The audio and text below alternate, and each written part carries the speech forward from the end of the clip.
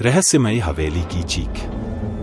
गांव के बाहर एक पुरानी हवेली थी जिसे लोग चीखती हवेली के नाम से जानते थे। वहां हर रात अजीब अजीब सी आवाजें आती थीं और दूर से एक औरत की चीख सुनाई देती थी। गांव वालों का कहना था कि वहां कई साल पहले एक औरत ने अपने पति की हत्या कर दी थी और फिर उसने खुद को भी मार लिया। तब से उस हवेली में उसकी आत्मा भटकती रहती है।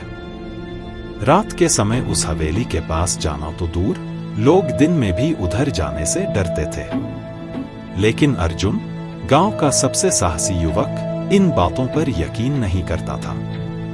एक रात उसने तय किया कि वह उस हवेली में जाकर सब कुछ खुद देखेगा। अर्जुन ने अपनी मशाल उठाई और हवेली की ओर चल पड़ा। हवेली के दरवाजे पर पहुंचते ही उसे एक अजीब सी ठंड महसूस हुई। अंदर घुसते ही उसके कानों में किसी की धीमी हंसी गूंजने लगी। जैसे जैसे वह अंदर की ओर बढ़ा, वैसे वैसे हंसी तेज होती गई। अचानक एक परछाई उसकी आंखों के सामने से गुजर गई। अर्जुन ने हिम्मत से काम लिया और आगे बढ़ता रहा। जैसे ही वह हवेली के सबसे पुराने कमरे में पहुंचा, वहां उसे एक तस्वीर नजर आई जिसमें वही औरत थी। तस्वीर के चेहरे पर खून के धब्बे थे और उसकी आंखों से मानो नफरत टपक रही थी। तभी कमरे का दरवाजा तेज आवाज के साथ बंद हो गया। अर्जुन ने दरवाजा खोलने की कोशिश की, लेकिन दरवाजा बंद था।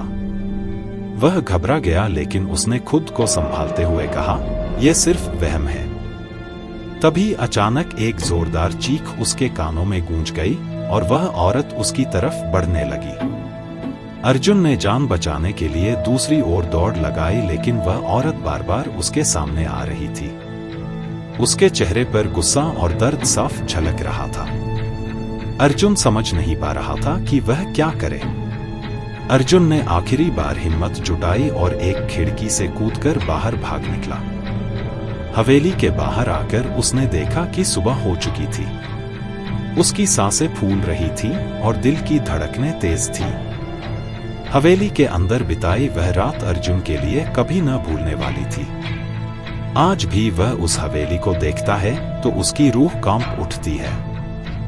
आपने शीर्षक अंडरस्कोर को सब्सक्राइब किया है? अगर नहीं किए हैं तो प्लीज अभी कर लीजिए और पोस्ट को लाइक, शेयर और कमेंट कीजिए।